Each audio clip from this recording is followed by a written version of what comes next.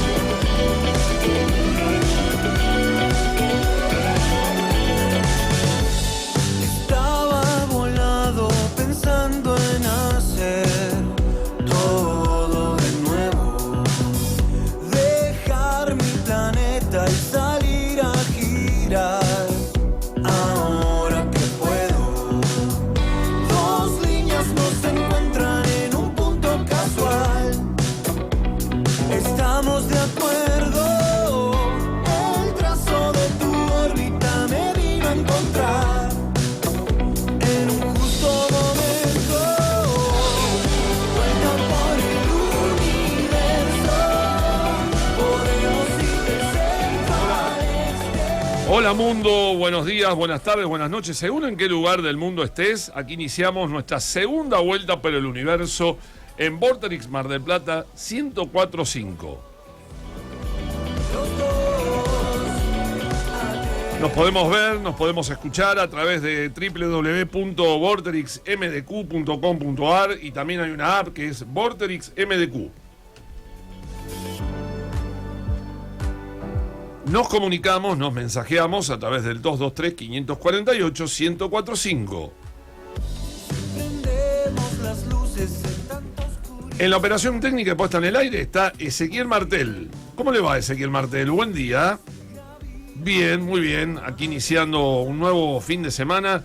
El hombre que los viernes a la noche lo esperan con pizza de mozzarella para venir a trabajar desde muy temprano. Anoche vino, dice. Bueno, muy bien. Estuvo bien atendido, Ezequiel Martel.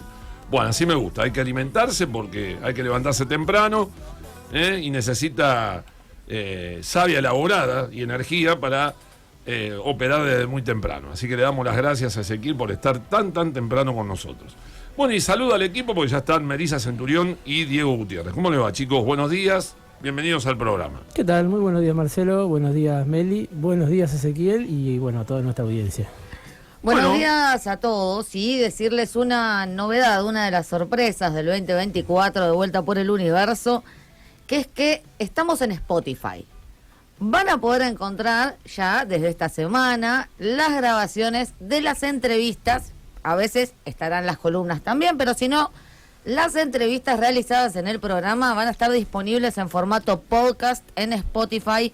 Nos encuentran como Vuelta por el Universo, al igual que en YouTube. Ya podían encontrarnos en YouTube, pero aquellos que gustan de escuchar en modo podcast durante la semana, quieren volver a escucharlo, se lo quieren pasar a un amigo, se lo perdieron, nos encuentran en Spotify todas las semanas Vuelta por el Universo. Muy bien, y nos pone muy contentos porque eso significa que el programa va creciendo y también vamos incorporando otros recursos tecnológicos. Bueno, yo haciéndole honor, ¿no?, al discurso de Milei en Davos, ¿no? Ante el avance del socialismo me vine con una remera bien roja furiosa. Sí, te la estaba anotando. Sí, así que tengo miedo de estar... Falta la hoz y el martillo. Exactamente. Menos mal que son las estrellas de una famosa marca, ¿no? Si no, digo, por ahí hasta me encarcelan. Bueno, aquí estamos, hay de todo, han pasado muchísimas cosas durante la semana. Y por supuesto que en instantes nada más ya vamos a estar con los titulares, ¿no? Con los titulares del día de hoy, del programa de hoy. Hay un Instagram también, ¿no? Hay un Instagram también, Vuelta por el Universo MDQ. Y también se pueden comunicar allí, dejarnos sus mensajes, sus inquietudes. ¿Quieren que tratemos algún tema que no venimos tratando, algún país? Bueno, nos pueden escribir, por supuesto, al 223-548-1045, pero también a nuestra cuenta de Instagram durante toda la semana para sugerirnos contenidos, de acuerdo a lo que quieran escuchar el próximo sábado a la mañana. Bueno, por supuesto que ya llegó el primer mensaje tempranero, madrugador, de Ana Laura, que nos dice: buen día, vuelta por el universo. Bueno, buen día, hermosa, gracias por estar desde muy temprano, gracias por hacernos el aguante y por acompañarnos desde el minuto cero. Y como siempre vamos a presentar, porque lo decías Marce, muchos temas, muchas cosas pasan en el mundo. No nos da el tiempo, no damos abasto para seguir las noticias internacionales. La paz en el verano para los internacionalistas nunca fue una opción. Así que ponemos la música de Coldplay y presentamos los títulos de tapa de la semana.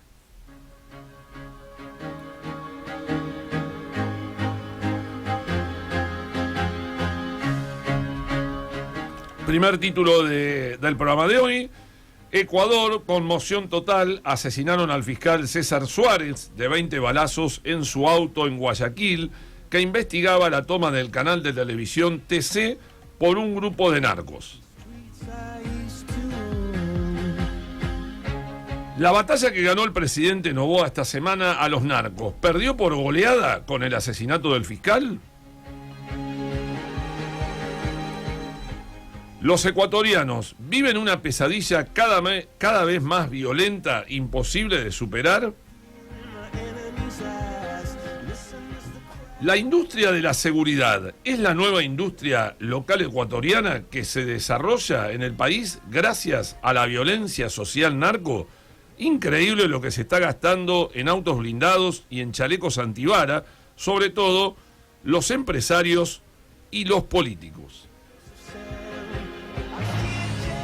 Ecuador, uno de los principales proveedores de cocaína latinoamericana en el puerto de Amberes, Bélgica. ¿Droga por bananas o bananas por drogas? ¿Quién es Diana Salazar, la nueva fiscal que gana protagonismo en la guerra contra el narco? China, el año comenzó con dos noticias que preocupan al gobierno chino de cara al 2024. ¿Se demora la recuperación económica tras la salida de la pandemia? ¿La población china continúa en retroceso? ¿El envejecimiento complica el empleo y la productividad china?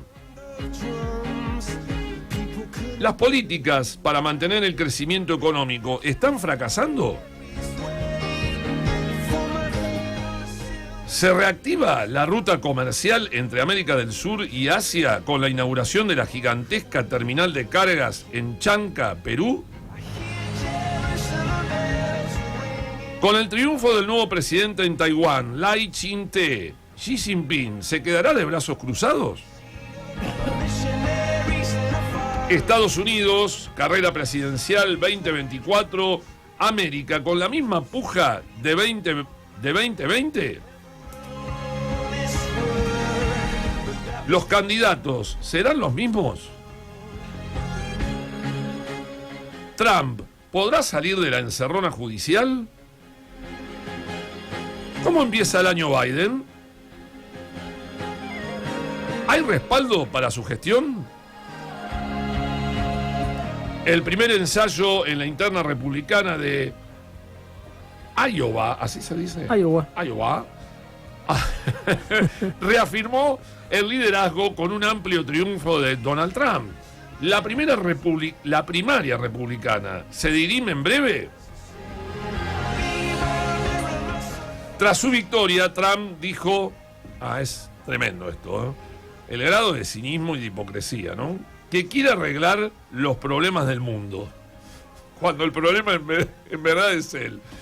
¿La sociedad se volvió negadora, masoquista, perversa o tiene la autoestima baja, por no decir por el piso?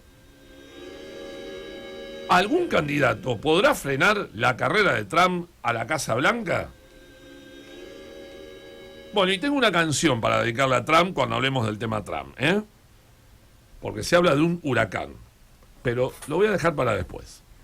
Lo dejamos para La sorprendí a la productora porque le Sí, metí un sí. tema Sí, musical sí, sí, sí. que ¿Qué no pasó? está ¿Qué pasó? en la hoja de ruta, ¿viste? Pero ya está acá. No, sí, ya está acá. Ah, pero esto es un complot. Hay un complot acá. Esto es un complot entre el conductor y el Sí, sí, operador. sí, sí. Y bueno, ¿viste? Yo me tengo que cuidar de las escuchas telefónicas. Ustedes se tienen que cuidar de los temas que yo por ahí camuflo y preparo sin decir nada. Pero ya tenemos del otro lado de la línea de la pantalla, como siempre, para analizar todo lo que tiene que ver con China y en este caso también con las elecciones, particularmente con las elecciones en Taiwán, a Sebastián Schulz, especialista en China. Buen día, Sebastián, ¿cómo estás? Un gusto hablar nuevamente con ustedes. Saludos. Hola Seba, ¿cómo estás? ¿Cómo anda todo por ahí? ¿Cómo pasaste el cumpleaños? ¿Cómo venís llevando los primeros 20 días del año? Bien, bien, por suerte muy bien. Bueno, el mundo no nos da respiro. Uh-huh. Tenemos que estar encima todo el tiempo. Y cumpleaños como los capricornianos, ¿viste? En familia.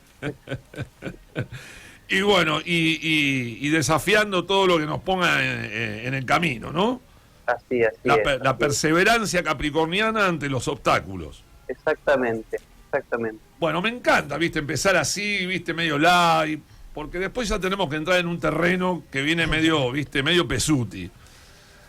Bueno, a ver, ¿por dónde empezar? Pregunto, una de las consignas de hoy, del comienzo del programa, donde yo me preguntaba si con el nuevo triunfo del nuevo presidente en Taiwán, Lai Ching-te, Xi Jinping se quedará de brazos cruzados, porque por un lado Xi Jinping dijo que prometió aplastar los intentos de independencia y el nuevo presidente de Taiwán dijo que eligen la democracia y que promete defender la isla de las intimidaciones de Beijing. ¿Quién de los dos podría llegar a tirar la primera piedra? Bueno, sí, creo que las elecciones de Taiwán han dejado algunos balances dispares. Digo, es interesante leerlos porque, como vos decías, ¿no? El candidato oficialista, conocido como William Lai, del Partido Progresista Democrático, ganó las elecciones, confirmó el triunfo que el Partido Progresista Democrático ya había tenido en 2016 y 2020, ganó con alrededor del 40% de los votos, pero la oposición, el partido del Kuomintang y el Partido Popular de Taiwán sumaron un 33 y un 26% respectivamente, y con eso se aseguran un contrapeso en el Parlamento. Es decir, William Lai, que pertenece a un partido tendiente, o por lo menos que propone más firmemente la independencia de Taiwán, algo que es rechazado por China, si bien vuelve a tener la presidencia, ya no va a tener la mayoría parlamentaria, va a necesitar consensuar con algunos de los dos partidos, pero sobre todo lo que va a intentar pujar es porque estos dos partidos no se unan, tanto el Partido Popular de Taiwán como el Kuomintang son dos partidos con más diálogo con la República Popular China, es decir que por lo menos buscan la reunificación territorial y no quieren romper con China por varias razones, pero principalmente, si vamos al hueso, por la conexión, la interdependencia económica que existe entre Taiwán y China. China es el primer socio comercial de Taiwán, es el principal destino de semiconductores, y por eso a estos dos partidos no les interesa demasiado un conflicto a gran escala con China. Ahora, cuando el presidente de Taiwán habla de reunificación, ¿cómo lo interpreta Beijing? ¿Lo interpreta bien o lo malinterpreta? Cuando habla de independencia, decís vos. Claro, cuando habla de la reunificación Taiwán. Claro, es que, recordemos, muy brevemente, Taiwán es la cuestión Taiwán viene desde, por lo menos, este conflicto puntual desde 1949, cuando pasa la revolución. Los nacionalistas, más de tinte capitalista, vamos a decirlo, se exilian en la isla de Taiwán y toman la isla, una isla que pertenecía en este momento a China. Ellos desde Taiwán reclaman a la comunidad internacional ser los legítimos gobernantes de China en situación de exilio, algo que la República Popular China, el Partido Comunista, no reconoce. En ese marco, durante mucho tiempo la comunidad internacional, acompañada o impulsada por los Estados Unidos, reconoció a los exiliados en Taiwán como la legítima China. Esto fue cambiando a lo largo de los años, producto del crecimiento de la República Popular, y bueno, ya era innegable que el gobierno de China, el Partido Comunista, se sentaba. Ahora bien, hoy existen por lo menos dos grandes posturas en Taiwán sobre cómo seguir, porque solamente creo que son 11 países los que reconocen a la República a Taiwán como la legítima China. Está, por un lado, la postura de los que propugnan la reunificación territorial, es decir, reclaman que existe una sola China, que China la continental y Taiwán es parte de la misma unidad territorial, pero que los exiliados en Taiwán son los legítimos gobernantes históricos de China, y que el Partido Comunista es ilegítimo. Es lo que expresa, por ejemplo, el Kuomintang, que hoy es minoritario, por lo menos en su oposición, y el Partido Progresista Democrático empieza a plantear una nueva opción, por lo menos desde 1997, pero mucho más firmemente después de 2016, 2017, que es la independencia. Es decir, la reunificación ya no es posible, no nos podemos reunificar con la China continental, e incluso si existiese una reunificación, sería bajo un modelo económico socialista. En ese marco, la única alternativa que nos queda es la independencia. Esa es la línea roja que Beijing no está dispuesta a cruzar, no está dispuesta a aceptar la independencia de Taiwán. Seba, te pregunto porque el tema Taiwán también en las últimas semanas fue un tema de la agenda argentina muy fuerte por, bueno, los vaivenes del gobierno, de la Cancillería respecto de esto que parecía una cuestión saldada en Argentina, que es reconocer que Taiwán es parte de China. ¿Cómo ves hoy el vínculo Argentina con China a partir de esto que sucedió en las últimas semanas?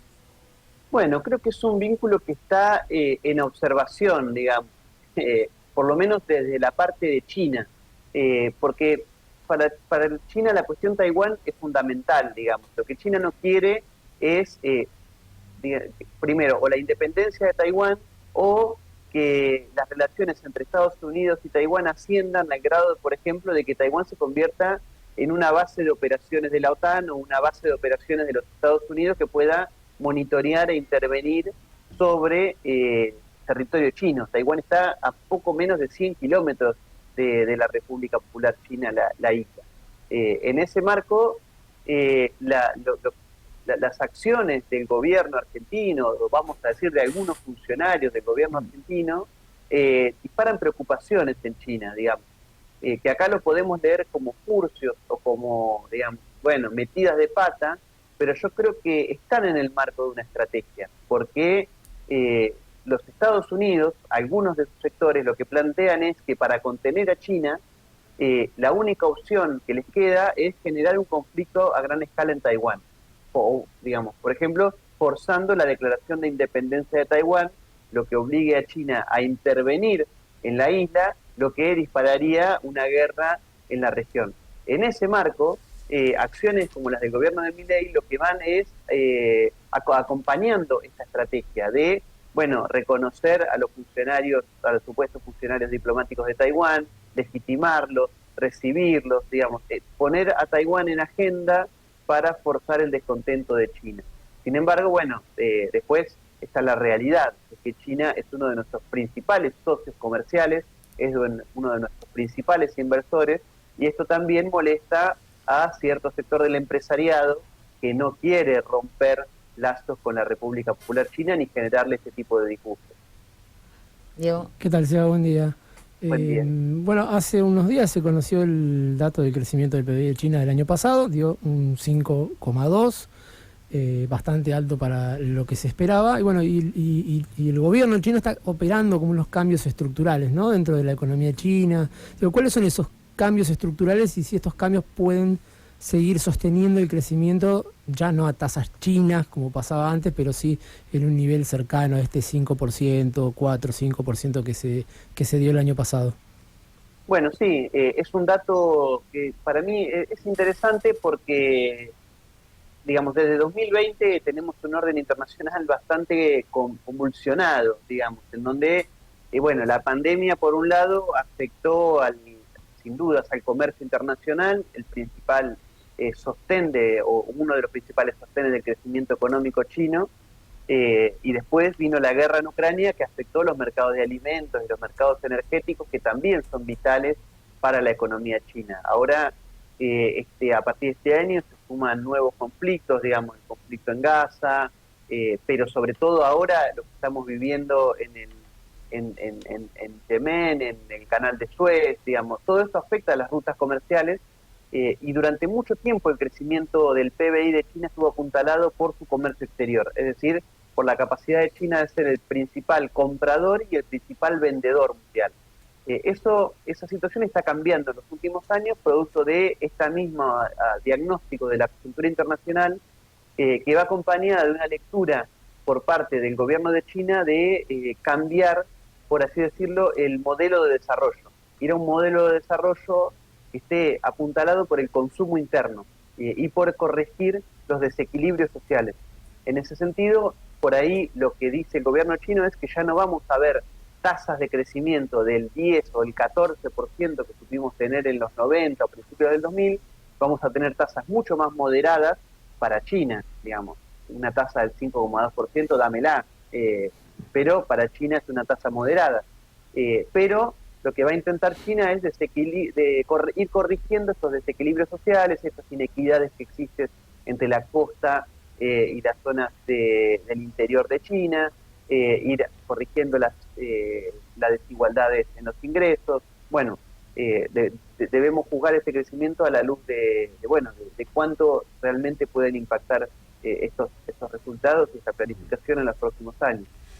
Seba, salió esta semana un informe, porque yo siempre cito la fuente, porque si no, viste, después dicen, este está inventando, pregunta cosas que dónde están. Obviamente que voy a citar una fuente que no es amigable del país y del sistema o del régimen. El New York Times. El New York Times dice que hay un envejecimiento de la población china que está complicando el empleo, la productividad, el retroceso económico. Te pregunto, hoy, la mujer en China, ¿evita el matrimonio, la cultura del matrimonio, de la familia? ¿No quiere tener hijos? Porque está muy baja la tasa de la natalidad. ¿Cuál es la situación de la mujer china frente al matrimonio y frente a los hijos?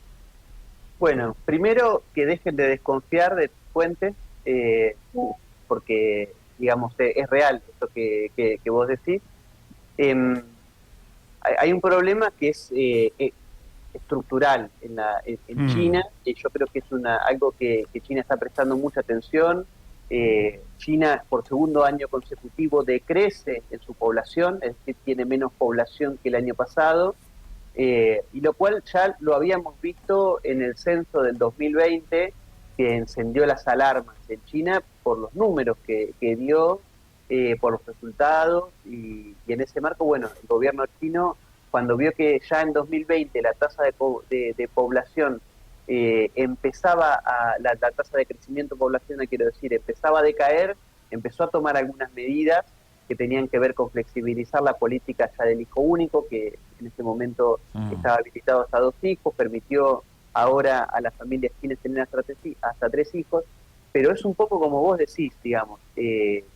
China hoy está atravesando una situación como la que atravesó Japón hace varios años, o la propia Europa también atraviesa actualmente, que es que las familias chinas no quieren tener hijos, digamos, por varias razones, y que no tienen que ver con la prohibición o no de tener hijos que otorga el Estado.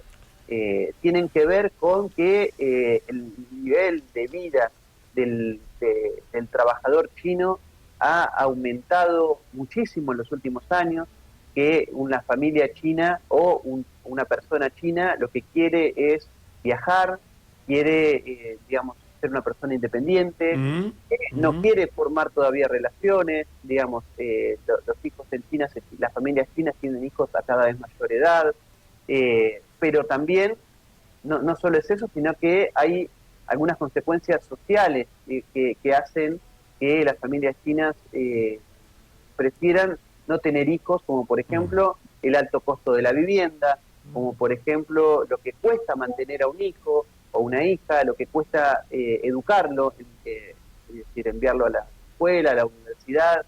Eso es algo que, si bien el nivel de vida del trabajador, la trabajadora china ha crecido mucho en los últimos años, todavía hay deficiencias que el gobierno deberá corregir, porque hasta que no lo corrija, esto no tiene que ver con liberar la posibilidad de tener hijos, tiene que ver con corregir algunos problemas materiales, estructurales de la población que hacen que hoy una familia china no quiera tener hijos, y como vos decís, va a impactar en su economía. China, cuando uno habla de que China tiene cada vez menos población, lo que está diciendo es que tiene cada vez menos masa de población trabajadora para sostener semejante economía. Claro. Y el problema es hoy, pero el problema mucho mayor va a ser si esto no se corrige en los próximos años, cuando la tasa de personas adultas mayores sea cada vez más grande y sea cada vez más difícil también sostenerla.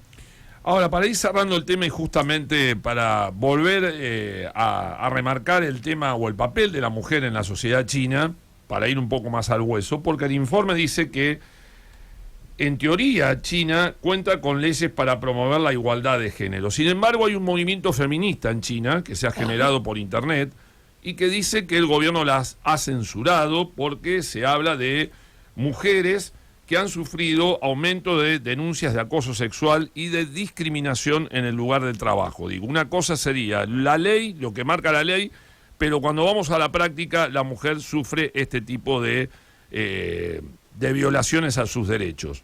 Digo, ¿cómo está el movimiento feminista chino? Digo, ¿tiene posibilidades de pronunciarse, de denunciar, o está censurado silenciosamente?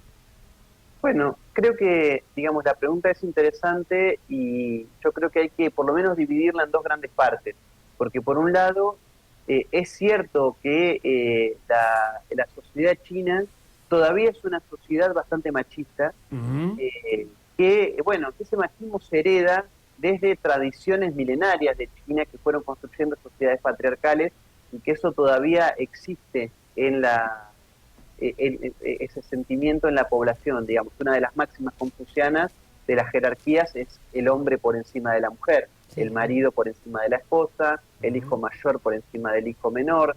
Digamos, son jerarquías que la sociedad china históricamente sintió que debía respetar porque hacen a los núcleos de la cosmovisión de China.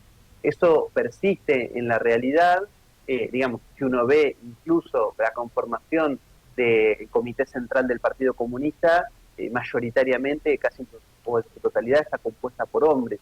Es algo que China también debe trabajar. No es que no lo esté trabajando, digamos, como vos decís, hay muchas organizaciones feministas, o incluso si uno lee, hace un repaso de los documentos de Estado, aparece la cuestión de género como un desafío a trabajar por parte del gobierno de China. Ahora, después, por otro lado, lo que son los movimientos de protesta en China siempre están regulados, no solo el movimiento feminista, cualquier tipo de movimiento de oposición. China es muy cuidadoso de que no se cuelen injerencias occidentales en estos movimientos. Es decir, la cuestión de género es algo que el gobierno está, por lo menos creo yo, preocupado por resolver, pero lo que no quiere, quiere que se resuelva a la China, o por lo menos garantizando cosmovisiones chinas, no aceptando injerencias de movimientos occidentales que puedan cuestionar la legitimidad del modelo socialista, cuestionar la legitimidad de la dirección del Partido Comunista, digamos, que las protestas no se masifiquen o no se mediaticen. Sí, no se mediaticen y no vayan a el cuestionamiento, no se traslade al núcleo de la dirección del Partido Comunista, digamos, o al modelo socialista. Claro. Bien. Bueno, interesante, interesante el análisis, las respuestas, las reflexiones, las inquietudes que tiene uno también al leer determinados informes que se van publicando. Bueno, Seba, como siempre, un gusto escucharte, tenerte con nosotros en el equipo. Así que, bueno, me alegro que hayas pasado bien el día de tu cumple. Y bueno, y ahora sí, ahora ya estamos cargando energía para arrancar un 2024 que no va a ser nada fácil. Bueno, muchísimos éxitos y un gran abrazo. Gracias, querido. Gracias, abrazo Seba. para vos. Buen fin de. Bueno, Sebastián Schulz, Con todo el análisis de, bueno, las elecciones en Taiwán, la economía china, la situación de género, la situación demográfica muy compleja, que, bueno, también uno podría ampliar el análisis. Hay una cuestión en todo el sudeste asiático de la caída de la tasa de natalidad. Digo, en Japón y en Corea del Sur esto es gravísimo. Gravísimo. Y que tiene que ver con el crecimiento de la economía, el crecimiento de la calidad de vida, el cambio... Y un cambio cultural. El cambio cultural, el cambio de las costumbres, el tener más acceso a bienes y a poder salir a hacer turismo. La inserción de la mujer en el mercado laboral. Claro, que es un problema que ya tiene Occidente desde hace varios años, sobre todo en Europa. O sea, cuanto más también desarrollado... en nuestro país, También está también cayendo. en Argentina. Sí, también viene cayendo. Hace décadas que cae la tasa de natalidad. Es lo que se llama el bono demográfico. Hay algunas, yo he asistido a algunas discusiones entre economistas diciendo que hoy el bono demográfico no importa porque por la tecnología y la robotización. Aquellos trabajos que no pueden ser cumplidos por un cierto sector de la población económicamente activa puede ser suplido por la productividad de un trabajador con robots. La realidad hoy en Japón y en Corea del Sur está marcando otra cosa. Incluso en Japón, donde tienen robots para todo. Es cierto, pero en Japón igualmente, desde que tienen esos problemas, el PBI creció un 50% en las últimas creo que 3 décadas, creció igualmente. ¿Por qué? Porque la productividad del trabajo ha aumentado más allá de lo que eran los trabajadores antes sin la ayuda de la tecnología. Sin duda. Tema de discusión para otra oportunidad, porque si no... Y yo no quiero opinar porque si no... Nos vamos en tiempo. Vamos a escuchar la música china, muchachos. Pero ¿cómo vamos no? al primer corte musical. ¿Se viene David Bowie? ¡No! Ya lo vamos a lograr. Ya lo vamos a lograr. Algún día. Vamos a la música china y nos vemos muy prontito.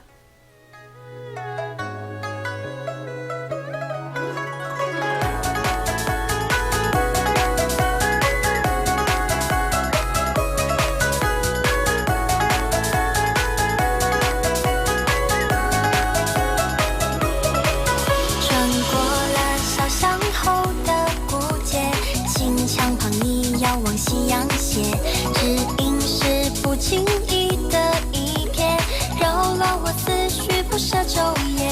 像化作庄周变成蝴蝶，驾轻云穿过繁枝茂叶。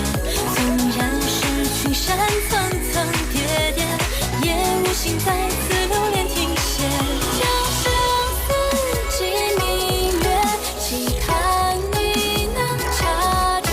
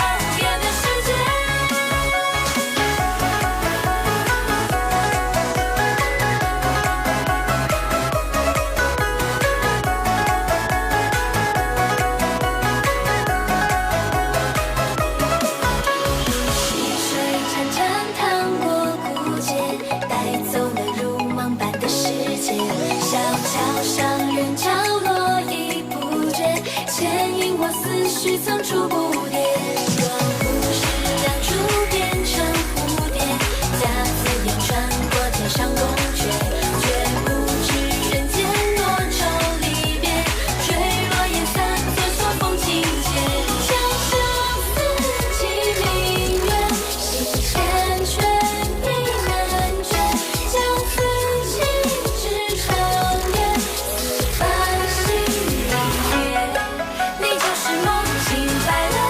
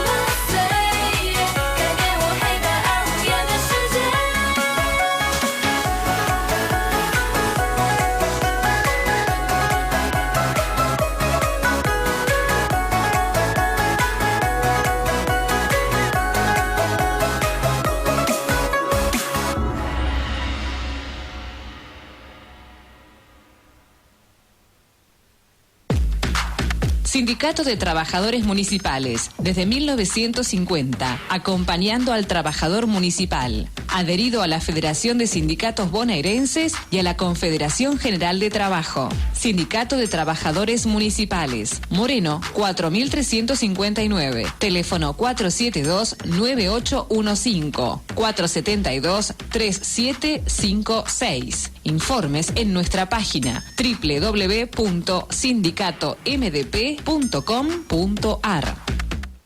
Vuelta por el universo. La vuelta al mundo en 2 horas. Check-in.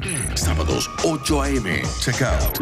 Sábados 10 a.m. Medio de transporte. Vorterix Mar del Plata. Frecuencia 104.5. Streaming. vorterixmardelplata.com.ar. Vuelta por el universo.